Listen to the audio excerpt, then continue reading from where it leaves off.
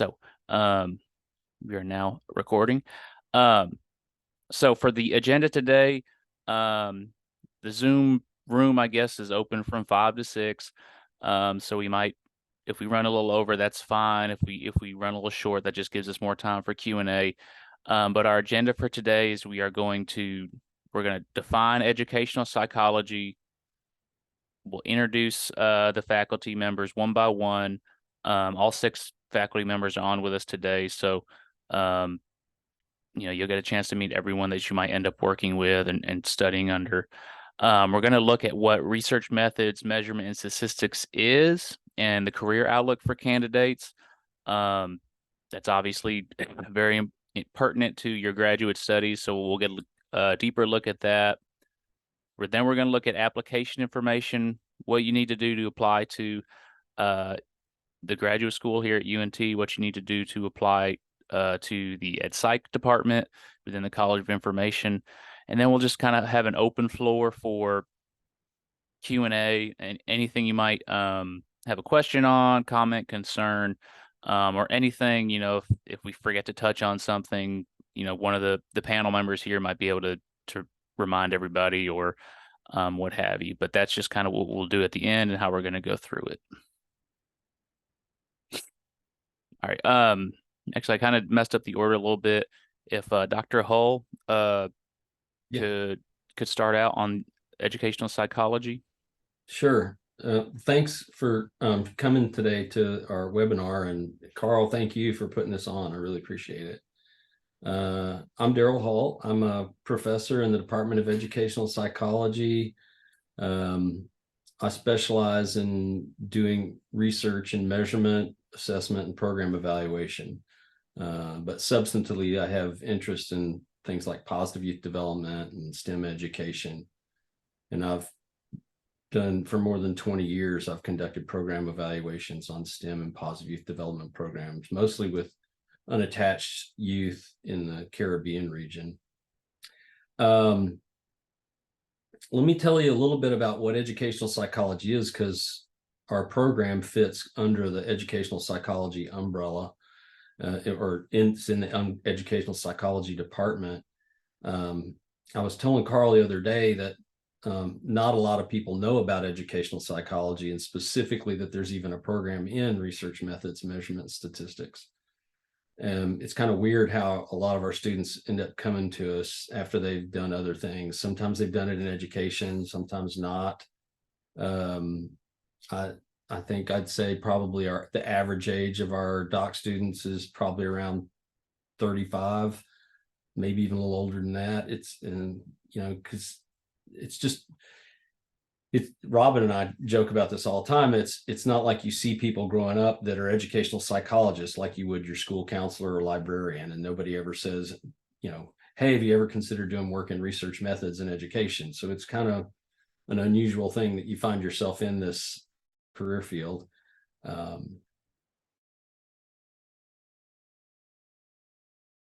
It is the study of how people learn. Can we go ahead and go to the next slide? So it's a pretty diverse field. So in our department, we've got concentrations in human development, education, learning science, but then we've also got research methods, measurement, statistics, which is RMS.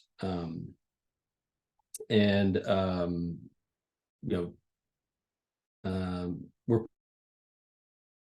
across all the different areas of educational psychology, all the different substantive areas, because we produce the tools and the techniques that and the analytical approaches that other educational psychologists require to do their work.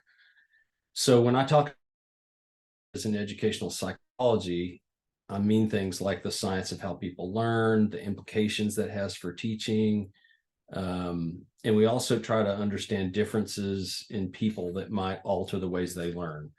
That's referred to as the study of individual differences. So educational psychologists approach learning from a lot of different perspectives, including things like maybe how digitally networked worlds, are altering learning opportunities, the impact of emotions and emotion regulation in learning, and how that extends to academic settings, learner readiness and development of learners over time. We look at how human cognitive abilities are organized, cognition and cognitive disabilities,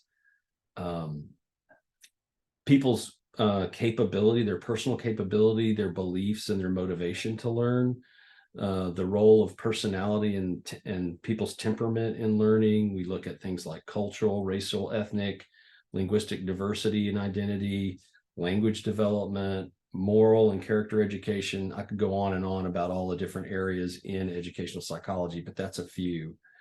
And so we do our work in research with the hope that practitioners will be able to use that and apply that in educational settings of all kinds. And it's not just education. I mean, the work I do in measurement also applies to industry as well. So if you could go to the next slide, let me focus in a little bit more on RMS. So research methodology in particular has to do with designs for research studies that help lead to valid inferences. That's sometimes not as straightforward as you might think, because in education, we often encounter situations that don't lend themselves easily to simple kinds of designs and analyses that you might find in other areas of social science. Like, for example, sometimes the effects that we're looking for are small. There's a lot of noise in educational studies, things that can lead to poor reliability in our tests or otherwise confound or confuse what the real underlying cause might be for some observation we've made. So it can be a fairly complex field. Dr. Dave Berliner at Arizona State is a well-known educational psychologist, and I've heard him say that educational psychology is the hardest science of all. And the reason he said that, like, think of the distinction that you could make just in the area of measurement, where, like, say, for example, in physics or engineering, when you measure something, usually you can see what it is you're measuring. Well, we're measuring things like math knowledge, or in psychology, we might be talking about depression, for example. These are just constructs where we think we mean the same thing when we're all talking about it.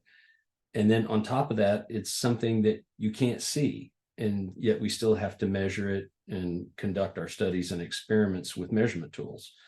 So it becomes challenging just to get beyond that. There are other things that happen in education where we end up with clustering. A lot of times kids are clustered in classrooms, and you have in your analyses, and that's a lot of what Dr. Chen does. Anyway, underlying all of our methods, our measures, everything, we end up relying on statistics. So that's kind of a foundational piece for us, particularly things like general linear modeling for ANOVA and regression, and then the idea of probability in distributions, just to name a couple of different concepts. So those are some of the things that you end up learning as a part of the RMS program. Can you go to the next slide? In RMS, we produce students that are probably in the educational psychology department. They're in the highest demand. They probably earn the biggest salaries in educational psychology. And in our program, you'll learn to produce like the foundational elements that all other educational psychologists use to conduct research. So we're building the tools. Our students are in high demand because they often are the ones providing the technical guidance to other researchers on how to do their studies, how to build models from data, how to translate and understand the findings from research into practice, and how to construct valid and reliable tests and assessments. So if you're interested in promoting teaching and learning, if you believe that a scientific approach has the potential to help teachers, students, and administrators, we will teach you the science part. And then you'll ultimately find ways to apply that science in areas that you think are the most important. I mean, think about our program this way. If you're really good at making observations and solving problems, and you're interested in helping others on a pretty large scale, and you want a variety of options for your career, you're not afraid to stop learning, and you want a job that is kind of a dream job that allows you to explore your creativity within the scientific context, then I hope you would think about maybe exploring our program in research measurement and statistics. I'll throw it over to Chi next.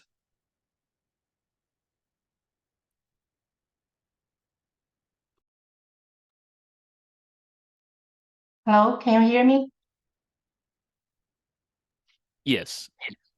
So, hi, my name is Chi Chen. So, I received my PhD in the area of research measurement and statistics from the Department of Educational Psychology in Texas A&M University. So, I have two areas of research interests.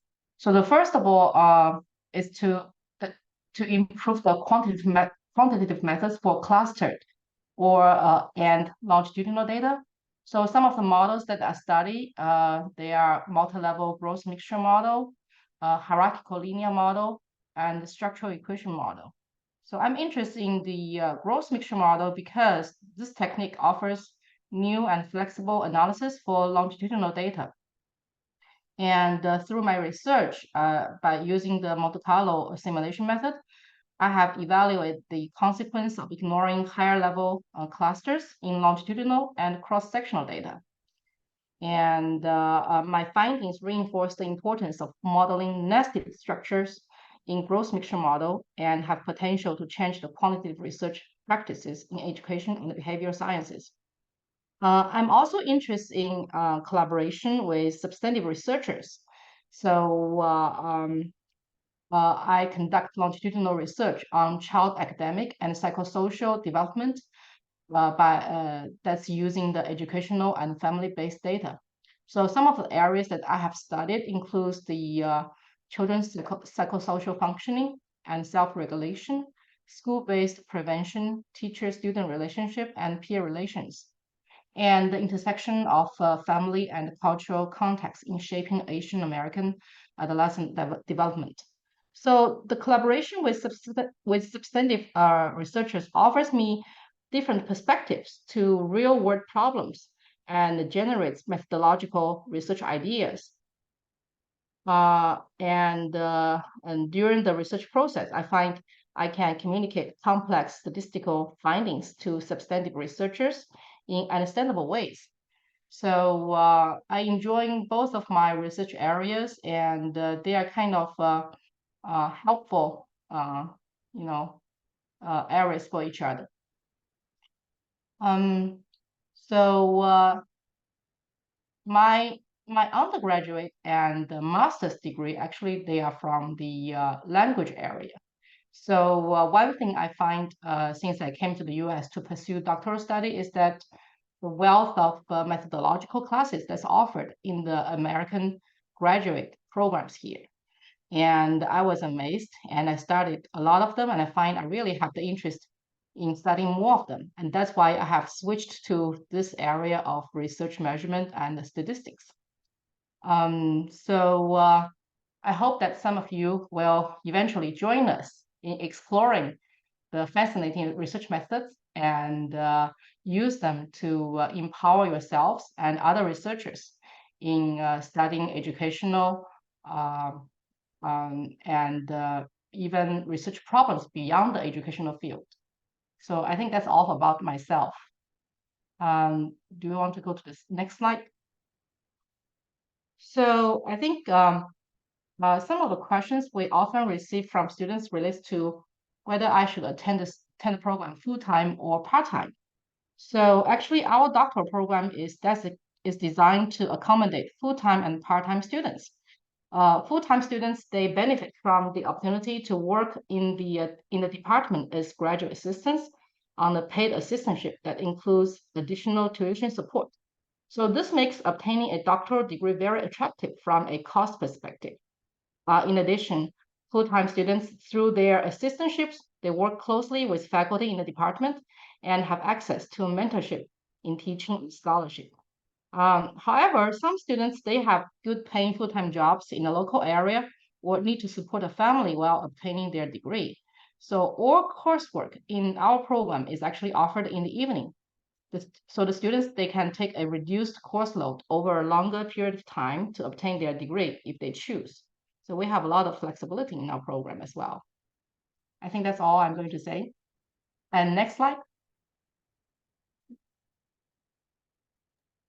Hi, everyone. Robin Henson here. Like Chi, I got my PhD at Texas A&M University as well, just a couple of years before her, but still knew some of the same people there. So thanks for your interest in our program. I'm going to talk about a couple things on the next slide, but just a little bit about me. First of all, my research area is mainly in kind of two areas as well. I tend to focus on applied analyses. I'm very interested in what counts as evidence for research claims when we are looking at how variables are related together, or when we're looking at whether or not an intervention works. If we try to do a treatment with some kids, for example, to help them read better, or whatever the thing may be, what counts as evidence for being able to say that those things work or not. And so a lot of my writing has been around the idea of trying to build bridges between some of the more complicated theoretical side of statistics to more applied use that applied researchers can use in the real world for them. And then also have some interest in this idea of self-efficacy. That's really about how people's confidence beliefs relate to and influence other parts of their lives, and how are these confidence beliefs developed for specific areas such as teacher self-efficacy or other areas as well. It's amazing how what we believe about our abilities to do things can influence whether or not we're willing to even attempt certain tasks in our lives. So a lot of interest in that. Next slide, please. I'm going to talk about a couple of things that you've already seen pop up in a couple of places. One is, what does the PhD or the master's require? The PhD is a 63-hour degree plan if you come in with a master's degree. And if you don't have a master's degree, we have a path for that as well. That's a 78-hour degree plan. So that's only an extra 15 hours above the base PhD in order to do some more leveling work if you don't have a master's. So if you're coming to us with an undergraduate degree, you can move straight into the PhD without having to complete a master's first. The normal completion time for that is probably around 4 years. We've had people complete the 63-hour plan in as little as 3 years. It's doable if you're committed and you're full-time with it. That's a possibility. You can make that happen. But most people complete probably in about 4 years, maybe 5 for the longer 78-hour program. How fast you complete that depends in part upon whether or not you're full-time or part-time, related to some of the things that Chi just got through talking about as well. The master's degree is a 33-hour degree, and it's 100% online. So you can complete that completely remotely, 100% online. And it's designed to be completed within about 15 months, basically 3 long semesters. You can complete that if you're going full-time with it. You can obviously take more time than that if you wanted to. Let me say a little more detail about this thing called an assistantship. You've heard it pop up at least twice now by the other 2 faculty that you've heard from so far. So an assistantship is basically a job within the department. These are professional roles where full-time students can get a ton of experience and expertise working within the department in some particular way. The beautiful part of this is not just the fact that you can get tons of experience as a full-time student, but you can get most of your tuition paid for as well. Our assistantships will pay 6 hours per semester. Sometimes that's 9 hours, but it's 6 hours as a baseline, and you can earn a salary at the same time. So when you put all of this together over 2 long semesters, like a fall and spring semester, that's a value of about $21,000 across the 9 months. covering 12 hours of tuition plus the salary that you would earn for the job. So what is that job? Well, it's a 20-hour commitment is what it is for the job, in addition to you taking your classes and doing your other things. So you can see why this is for full-time students, of course. We have several different roles that we put students in, and this is where you get tons of experience within the field. Sometimes these assistantship students are placed as a research assistant. That just means you're going to work with a specific faculty member on some specific research project or projects. Sometimes you end up sort of co-writing articles, and sometimes those things can lead to publications for you as well. Sometimes it's more general work, but often it can lead to publications. Other roles are as a teaching assistant. You're probably most familiar with that term. You've probably had courses in the past where there was a teaching assistant that supported that course, helped organize it, helped grade papers, helped facilitate the class for the instructor in a variety of different ways. So some of our roles as an assistantship in the assistantship job is as a teaching assistant. And then lastly, for those that are more advanced and have a little more experience in their role with us, they sometimes are asked to take on a class and teach that class themselves. That would make them what we call a teaching fellow, but that simply means that you are the instructor of record for that class and you're teaching it directly, responsible for all elements of the class. Obviously, that's a tremendous opportunity and privilege, and it's a great experience builder for your resume. So if you're interested in our degree, these are just some things that you might want to take advantage of. If you want to learn more about the assistantship process in terms of how to apply for it, you would simply contact our department and you could easily get more information there. Right. Hope that's helpful. Next slide. Well, you get to hear from me again. I guess you're hearing from me again. Yeah, so just a little bit more about me. I already told you a little bit. I mean, I do a lot of work in program evaluation, but I also do work in measurement and latent variable modeling as well. Pretty fortunate, a few years ago, I got a chance to do Fulbright in Jamaica at the University of the West Indies first semester, and had a chance to really help them boost their measurement and research methods expertise there. But a lot of my work comes out of, including my measurement work, comes out of the work that I do in program evaluation. In addition to doing things with, modifying measures or examining things like the cross-cultural validity of measures, I also have interest in research design, particularly for program evaluations, because we oftentimes aren't allowed to do full randomized controlled trials. Occasionally we do.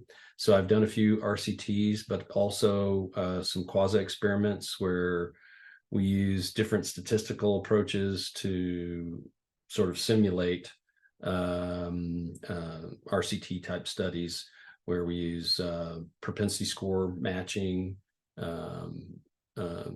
Just recently finished a study on difference in differences analysis, which is something that, along with regression discontinuity and instrumental variables, are methods that we've sort of stolen from econometrics. But all of these are good tools to use in the case where you can't implement a randomized trial study to estimate the causal effects that are observed in those studies.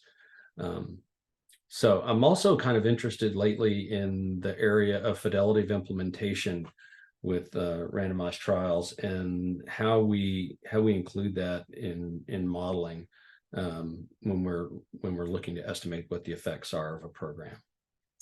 So that's a little bit about me, a little bit more about me. Can we go to the next slide? I have a FAQ that I wanted to talk about, which is how is it the faculty work with PhD students in our program? And it's really important to us that we maintain I think we maintain a fairly close-knit group. I mean, we treat our students, in my view, as though they're almost like our coworkers. I mean, that if you're working in the department, you're working right alongside us. We see you frequently. We know you on a first name basis. It's like if you're on assistantship, you're just coming into work every day, and we work alongside you. And so mentorship is kind of the goal that we hold out there. I think all of us think that's really important.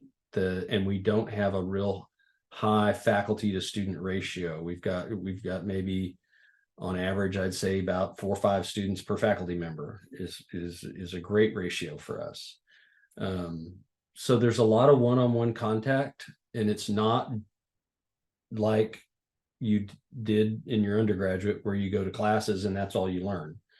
You learn a lot by working with people, and we like teaching you how to do research along with us. So because of that, we're always seeking opportunities. When students come knocking on the door like, hey, I want to work with you on a project, that's always great. Whether you're my doctoral student that I'm advising or not, happy to try to accommodate and work with students. It's good for productivity for everybody. For students that are on assistantship, you usually will have some assignments during your time here where you're a graduate research assistant and you're assigned maybe 10 hours a week to work directly with a faculty member on projects. But even for those that aren't on assistantship, that are full-time working somewhere else and they're doing the program, there's still opportunities to work with faculty. I'm working with one student right now who is full-time at Plano ISD in a position, and she and I are working on a couple of projects that come out of her work there at the district. And even when you first come into the program, if you're brand new, there's still opportunities for you to work. And I would encourage students to work on research projects and publications as early as possible when they come in the program. So let's see. Okay, I'll go ahead and turn it over to Ji-hyun. Hi everyone, I am Jiyoung Lee. I'm glad to be here as one of the faculty members in RMS. So among what RMS stands for, my primary research focuses on statistics aspect.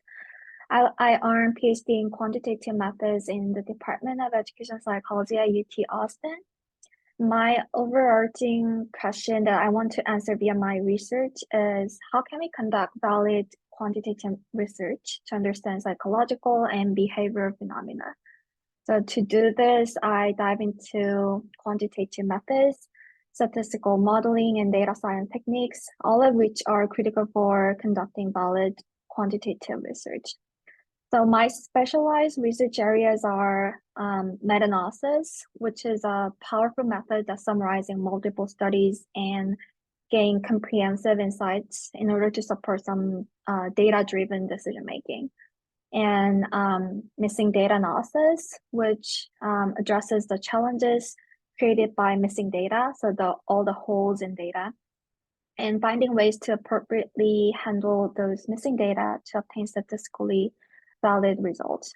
And lastly, but not the only, is latent variable modeling, which is a technique that helps us understanding underlying constructs or concepts that may not be directly observed, but are fundamental to our understanding of psychological phenomena. So in addition to pursue my own methodological studies, I also collaborate with applied researchers in various contexts to further enhance quantitative research. That was about me. And next slide, I want to address one of the FAQs you might have as well. What key considerations should new PhD students in RMS at UNT keep in mind? So PhD is a long and challenging journey. So I have listed 4 things that I want to mention. So the first one is stay on top of coursework. So during the first few years of your doctoral program or master program, your coursework is of utmost importance. These courses include required and also elective options that will help you to build a solid foundation and deepen your knowledge. But throughout your coursework, you will have the opportunity to explore your research interests and identify some potential topics for your future milestones in the program. So, for example, like qualifying exam and dissertation. And second, expand beyond the curriculum.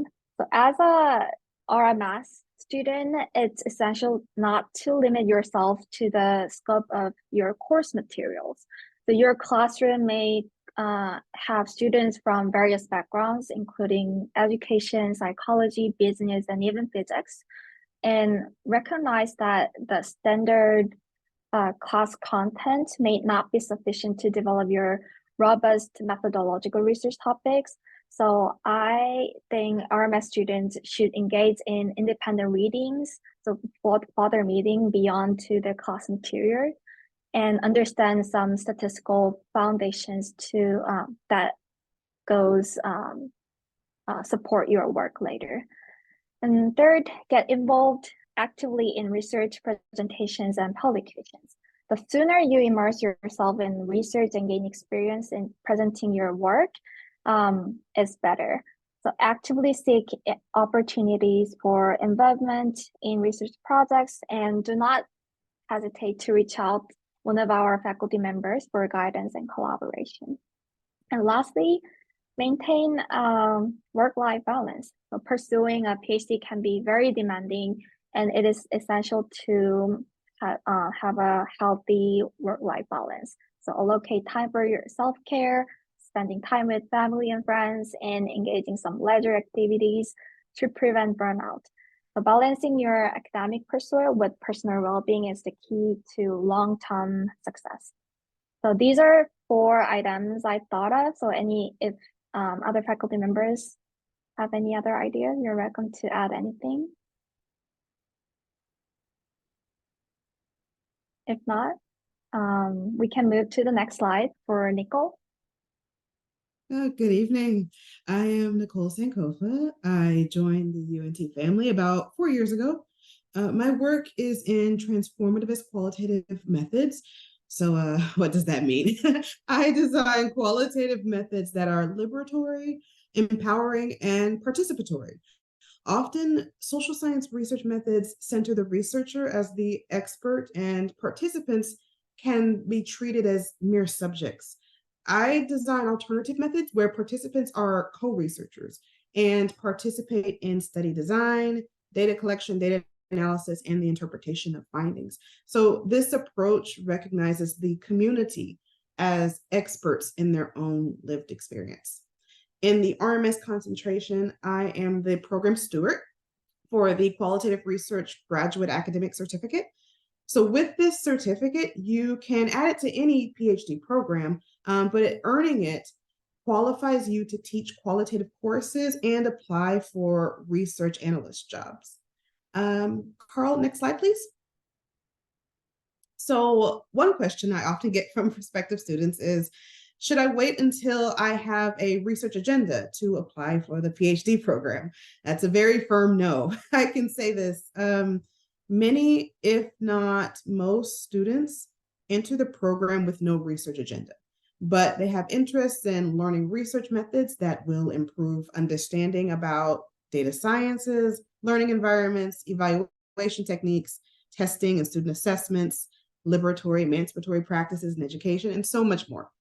But as students progress through the program, many develop both a methodological research agenda, where they specialize in a research method or data analysis technique, and they may also develop a practice-based, or what Daryl was calling substantive research agenda, where they apply data science techniques to a topic like motivation amongst English language learners, right? So maybe asking yourself, if I don't have to come with a research agenda in mind, how do I develop a research agenda once I'm in the program? Many students begin to develop new interests after being exposed to the core portion of the EdPsych program. as they interact with faculty and other students, including students in other concentrations. So our students do interdisciplinary work with faculty and peers in the gifted and talented program, SPED, human development and family sciences, and learning sciences. So again, biting off of what Daryl was saying, the beauty of our RMS program is that it opens up options. You're not pigeonholed because our program teaches skills that are applicable to you working with folks across multiple social science fields. So some students pursue interests in areas that would never have been known to them until they were exposed to the program. For example, we have some students that have gone on to pursue successful careers as psychometricians. Prior to their exposure to the program, they didn't have an idea about that area of work or what it entailed. All of this is to say, you don't have to come with a research agenda in mind. Your interests will develop as you matriculate through the program. I'll turn it over to James, I think is next.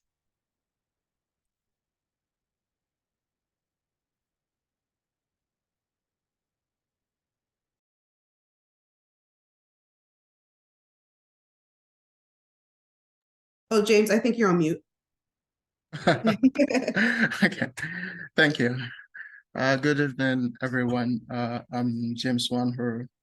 This is my third year in the program, and I finished from Ohio State University. I got my degree in quantitative research methods, broadly defined, and my background originally was in computing, so I have my undergrad and my master's were in information systems. So generally that influences my approach to the work, how I see the field, how I see what I do, and a lot of the things I work on. So my research areas are applied Bayesian data analysis. So generally with data analysis, right, you collect data and you try to use the data to answer some question, whether it is a scientific question or broad policy question, all kinds of questions. And with Bayesian methods, they generally allow us to incorporate our prior beliefs into data analysis. So it's a very interesting approach to data analysis, not so commonly used, but quite interesting in what you can do, stemming from the basic idea that our findings should reflect both where we started from and both new data. So you can think of it as a cumulative approach to building knowledge. So that's kind of what I focus on. And I apply it to all kinds of research questions. Mostly these are questions that people I collaborate with have. So I have collaborators in fashion, I have collaborators in psychology. I'm recently collaborating with people in medicine, medical education, people who work on Alzheimer's disease. You can basically from this field, it's like a home field where I can intervene and learn about all kinds of interesting research in different fields and contribute meaningfully to these research teams. So that's in terms of my applied work. So my core focus is on, mostly I work on statistical models for measuring difficult to measure phenomena. So other people have talked about that. The broad field is psychometrics. How do we measure constructs that we can all agree exist, or mostly agree exist, but have a difficult time identifying exactly what they are. So anxiety, depression. One of the advantages of being in our field is that this is a field at the leading edge of measurement. And so a lot of what we have learned in the field and developed in the field are recently been expanded to other fields like medicine, economics, political science. They take methods from us. So from this expertise that I have or expertise that students in our program gain, they're able to intervene in other fields on how they measure some of these difficult to measure concepts. And something else I focus on is how we communicate statistical findings. Just when you do statistics, it's a lot of complex nitty-gritty stuff going on here and there. But how do you take all of that and communicate it to a human being? I usually say my mom in a way that a normal person can understand. Because usually if you're trying to make your work impactful, usually maybe you're talking to a policymaker, you can't talk at the level of a scientific paper. You have to talk to a human being who's intelligent but doesn't have the verbiage and the jargon that you have. So how do we communicate statistical findings is something I'm interested in. And with that, we start talking about things like effect sizes. And finally, I'm also interested in statistical software development. That's just because of my background. I like to code. I like to program. So if you like programming, you can also be in a program like this and apply try and create programs for people to use to solve their problems. So these are some of the things these are broad summary of the things I work on in my role as faculty in the program. Next slide. And so let's talk about the possible jobs you can have after graduating. So, well, you can be like those of us here and be in academia. So you can be a professor, a lecturer, a postdoctoral researcher. I mean, I would say it's the benefit of being in this job is that you do have some freedom over your time and how you structure your time. But this is one of the options for people in this field. You can become faculty. Another option that's increasingly popular is an industry position. And because of the skills you learn in the field, the industry options are somewhat unlimited. So there are people from this field who go work for research and development firms. So they are research scientists. Some people go work for testing companies where they work on creating tests, examinations. There are people who work in the data analysis divisions of larger firms. So some people work on policy analysis. Just how do we get data and use it to inform larger societal issues? So people in this field, you see them working in firms like Mathematica or RAND. People work in tech. You could go become a data analyst, in a senior data scientist in a tech firm. And we also have people who work in user experience research. When I'm giving all these options, one question that may come to mind, well, if a lot of the skills I learn here are statistics related, why don't I just get a stats degree? Because that may also give me some of these options.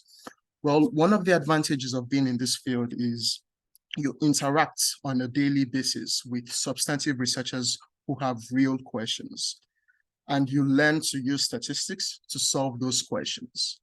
Now, if you're in a stats degree, you learn to use statistics to do more statistics.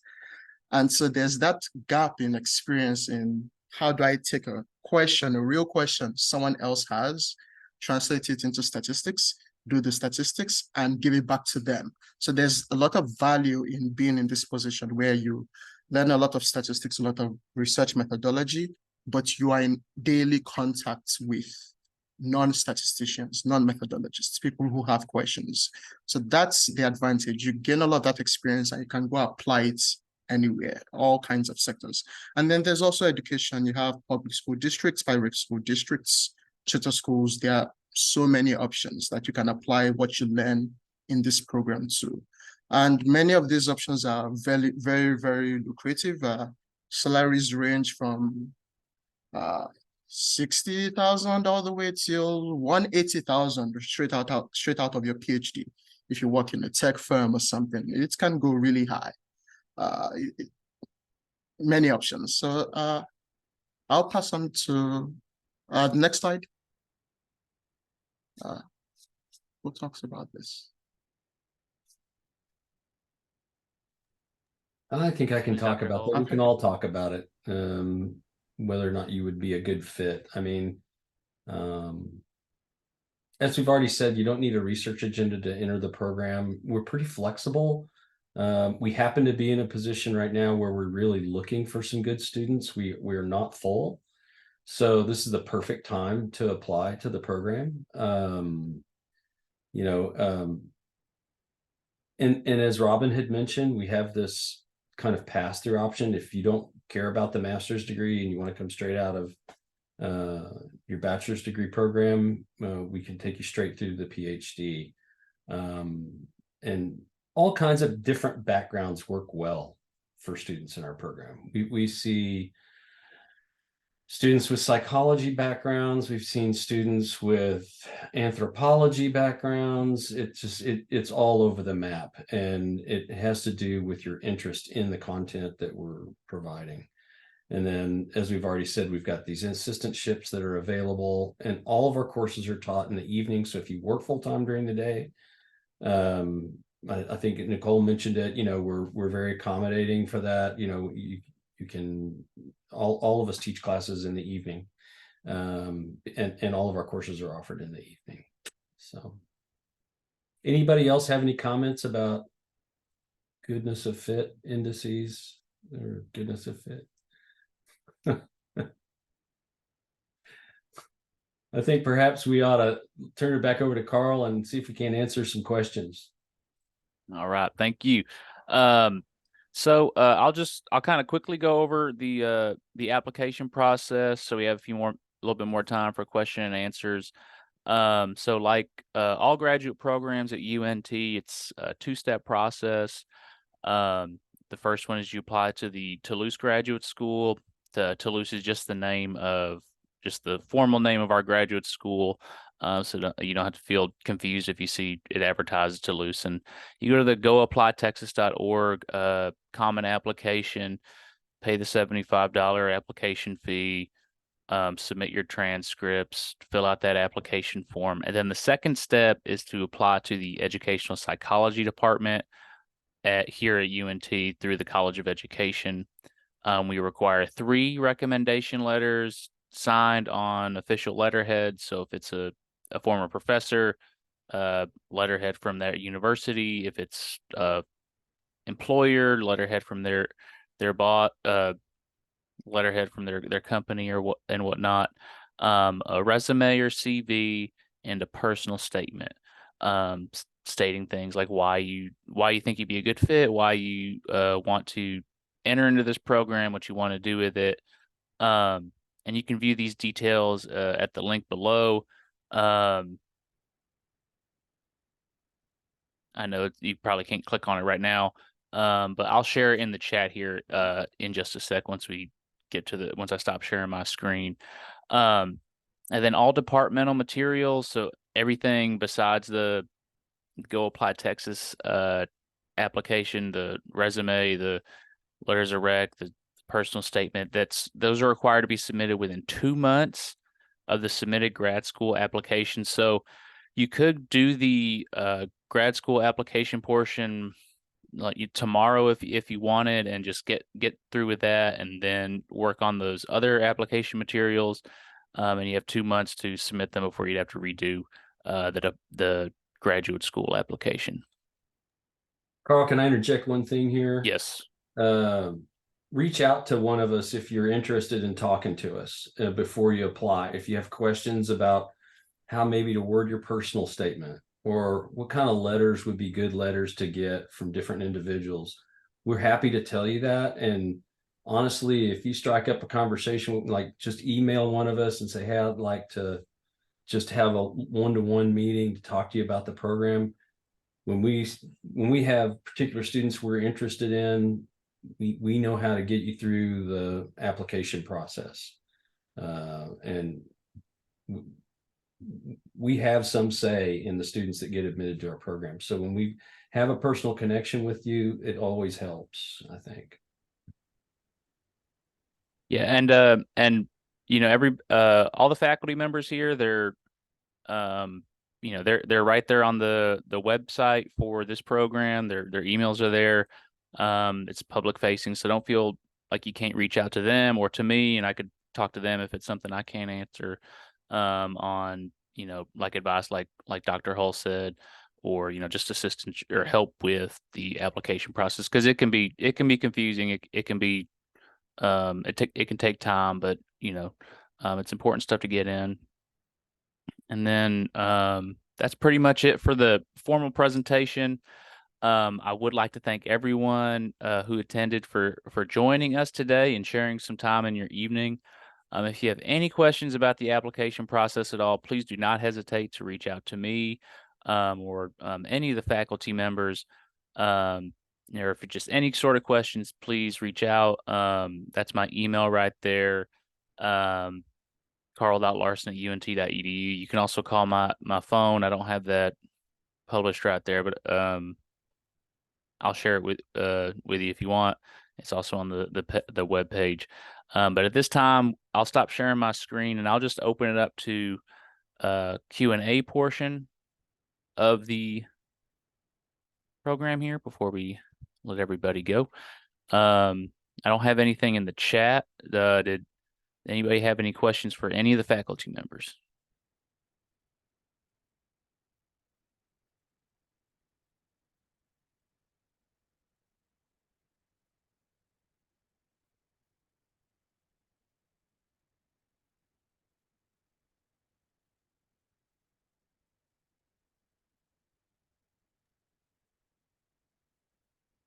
All right. Well, I'll Just leave want to the. say a quick hi to Yan because she finally was able to join this recruitment activity. I'm happy to talk to Yan after the meeting about how to apply for our program if you're interested.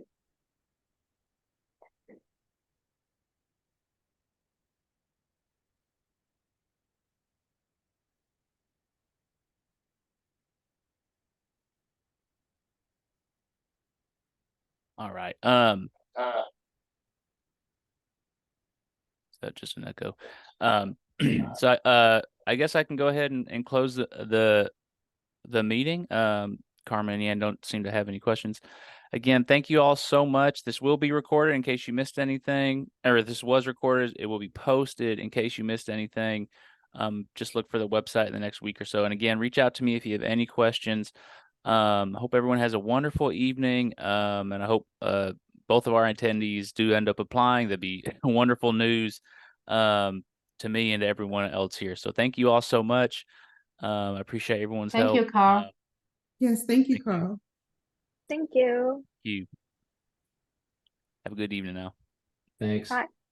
Mhm.